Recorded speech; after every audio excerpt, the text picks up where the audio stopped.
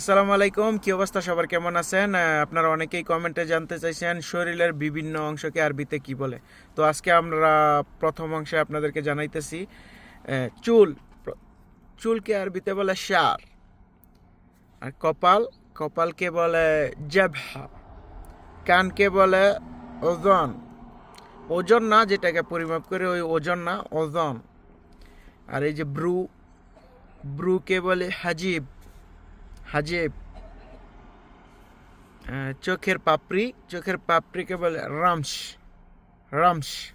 আর চোখকে বলে আয়ুন। গালকে বলে খাদ। খাদ।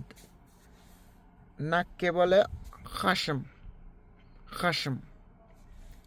ঠোঁট শেফা। তো আজকের মতো এতটুকুই, ইনশাল্লাহ বাকি অংশ দ্বিতীয় পর্বে আলোচনা করব। তো সবাই লাইক, কমেন্ট এবং ফলো দিয়ে পাশে থাকবেন।